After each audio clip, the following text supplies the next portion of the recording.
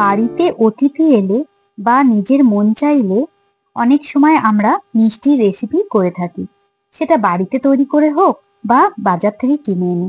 তো আজ আমি সেই রকমই একটা রেসিপি তোমাদের কাছে নিয়ে এসেছি। নমস্কার বন্ধুরা, আওয়ার ফ্যামিলি নেস্ট আমার আর একটি ভিডিওতে সবাইকে স্বাগত। তো বন্ধুরা, আজ আমি বানাবো বাদামের হালুয়া। সুজির হালুয়া তো অনেক খেয়েছো, একবার বাদামের হালুয়া খেয়ে দেখতে পারো এবং বাড়িতে বানিয়ে দেখতে পারো, অতিথিদিকে সার্ভও করতে পারো। ভীষণ টেস্টি সুন্দর একটা রেসিপি। তো চলো আজকের এই রেসিপিটি শুরু করা যাক।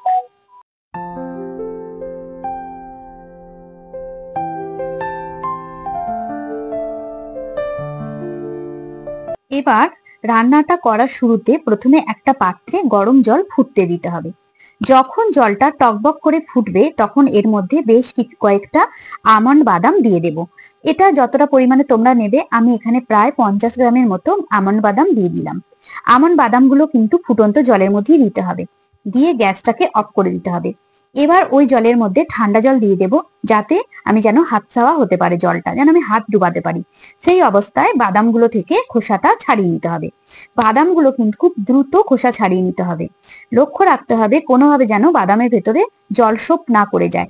বাদামগুলো ভিজে গেলে কিন্তু খুব ভালো পেশাই হয়ে যাবে, তা সেটা হলে কিন্তু চলবে না। বাদামগুলোকে সেইভাবেই পেশাই করতে হবে, বাদামগুলো যেন খুব বেশি মানে একটু খিচে টাইপের যেন থাকে, সেই রকম পেশাই করে নিতে হবে।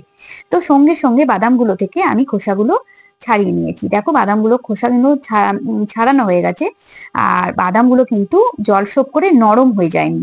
এটা লক্ষ্য রাখতে হবে, কোনোভাবেই বাদামগুলো নরম হয়ে গেলে কিন্তু চলবে না।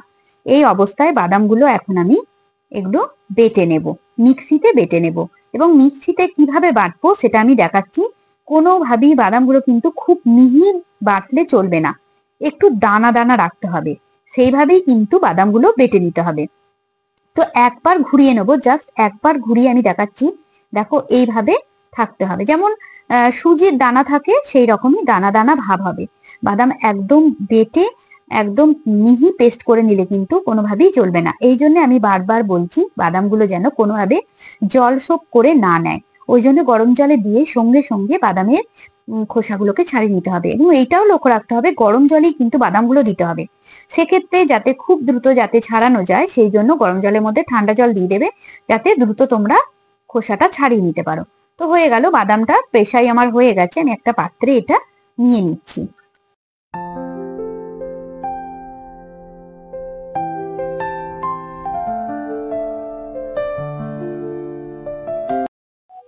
একটা কাঁচের পাত্রের মধ্যে আমি বাদামের গুঁড়োটা নিয়ে নিলাম। বাদামের গুঁড়োটা এইভাবেই করতে হবে, কোনোভাবেই যেন পেস্ট না করা হয়, এটা আমি বারবার বলে রাখছি। তো দেখো এটা কিন্তু হয়ে গেছে, এবার আমি মূল রান্নাতে চলে যাব। গ্যাসের উপর আমি একটা প্যান বসিয়ে দিলাম। এই প্যানের মধ্যে দিয়ে দেব 1.5 চামচের মতো গাওয়া ঘি। দেশি গাওয়া ঘিতে রান্নাটা করলে কিন্তু বেশি টেস্টি হবে এই বাদামের হালুয়াটা। এমনিতেই হালুয়া করতে গেলে গাওয়া ঘিতেই রান্না করতে হয়, কিন্তু অবশ্যই গাওয়া ঘিতেই এটা রান্না করতে হবে। এবার আমি দিয়ে দিচ্ছি 1/2 কাপের মতো সুজি। সুজিটা মোটা দানা হোক বা পাতলা একদম মিহি দানা, সেটা কোনো ব্যাপার না, সুজি দিলেই হবে। সামান্য একটুখানি সুজি আমি ভালো করে ঘিয়ের মধ্যে ভালো করে নেড়ে চেড়ে রোস্ট করে নিচ্ছি। বেশি রোস্ট কিন্তু করা যাবে না, খেয়াল রাখতে হবে রংটা কিন্তু যেন খুব লালচে না হয়ে যায়, সুজির রংটা সাদাই থাকবে। এবং একদম গ্যাসের আঁচটাকে লোতে রেখে এইভাবে বেশ কিছুক্ষণ ভালো করে নাড়াচাড়া করে সুজিটা ভেজে নিতে হবে গাওয়া ঘিয়ের সাথে। তো মোটামুটি যখন বেশ কিছুক্ষণ আমার ভাজা হয়ে গেছে তখন আমি এতে দিয়ে দিলাম এই বাদামের টুকরোগুলো। বাদামের যে মিহি গুঁড়ো করে রেখে দিয়েছিলাম, যে গুঁড়োটা করে রেখেছিলাম, সেটা এখন আমি দিয়ে দিচ্ছি। দিয়ে বেশ কিছুক্ষণ ভালো করে নাড়াচাড়া করে বাদামের গুঁড়োটাও কিন্তু সুজির সাথে খুব ভালো করে আমি ভেজে নেব ঘিয়ের সাথে। ইচ্ছা হলে এখানে আরো একটু গা ঘি ব্যবহার করা যেতে পারে, আমি খুব একটা বেশি ঘি দিইনি। তো এটি আমি যথেষ্ট ভালো করে নেড়ে চেড়ে ভালো করে মিহি দানাটা মিহি করে নিয়েছি। খুব ভালো করে ভেজে নিচ্ছি। এই যে দানা দানা ভাবগুলো আছে, এই দানা ভাবগুলো যেন একদমই না থাকে, এই জন্য খুন্তি করে নেড়ে চেড়ে আস্তে আস্তে ভালো করে এই দানাগুলো ভেঙে দিতে হবে। আহ, তো কিন্তু এখানে একটা কথা বলবো, ভালো করে লক্ষ্য রাখতে হবে যেন বাদামের যে গুঁড়োটা বা সুজির গুঁড়োটা কোনোভাবেই লালচে রং না হয়, একটু সাদা রং থাকলেই কিন্তু এটা ভালো লাগবে দেখতে। তাই রংটা যাতে সাদাই থাকে সেক্ষেত্রে লক্ষ্য রাখতে হবে, অথচ ভালো করে ভেজেও নিতে হবে। সেই জন্য গ্যাসের আঁচটা একদম লোতে রেখে বেশ কিছুক্ষণ সময় নিয়ে এটা ভালো করে রোস্ট করে নেব।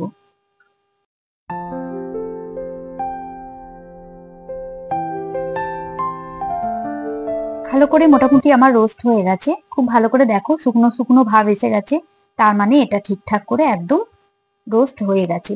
তো এখন আমি এতে দিয়ে দেব দুধ। এখানে আমি দুধ দিয়ে দিচ্ছি। দুধটা অল্প অল্প করে দেব, একবারে কিন্তু দেব না। প্রথমে একটুখানি দিলাম, দিয়ে আর একটুখানি নাড়াচাড়া করে নেব। এটা কিন্তু একটু গরম দুধই আমি দিচ্ছি, হালকা, মানে খুব গরমও নয় খুব ঠান্ডাও নয়, এরকম মিডিয়াম টেম্পারেচারে দুধ আমি এখানে ব্যবহার করছি। এখানে দুধের মধ্যে একটু গুঁড়ো দুধ আমি মিশিয়ে নিয়েছি, তাতে কিন্তু টেস্টটা অনেক ভালো আসবে। আর এইভাবে অল্প অল্প করে দুধটা দেবো, একবারে কিন্তু দেব না। দ্বিতীয়বার আবার দিয়ে দিলাম, দিয়ে ভালো করে আমি এটা নাড়াচাড়া করে নেব। দুধটা প্রয়োজন হলে আরো কিন্তু দেয়া যেতে পারে, তো এখন আমি আর দুধ দিচ্ছি না, দরকার হলে আর একটু দিয়ে দেবো। তো এবার ভালো করে আমি এটা নাড়াচাড়া করে সেদ্ধ করে নিচ্ছি। এখন ওপর থেকে ছড়িয়ে দিচ্ছি একটু ছোট এলাচের গুঁড়ো, ছোট এলাচ দিয়ে দিলাম, একটু তেজপাতাও দিয়ে দিলাম। আর এগুলো ফ্লেভারের জন্য দিচ্ছি, ভালো লাগবে খেতে। তো একটা নিজস্ব ফ্লেভার আছে সবকিছু, তাই এগুলো দিয়ে দিলাম। এবার আরো কিছুক্ষণ নাড়াচাড়া করে নিচ্ছি, ভালো করে নাড়াচাড়া করে নেব। লক্ষ্য রাখতে হবে যেন বাদামটা ঠিকঠাক সেদ্ধ হয়ে যায় এবং সুজিটাও। তো এইভাবে আমি বেশ কিছুক্ষণ নাড়াচাড়া করে নেব।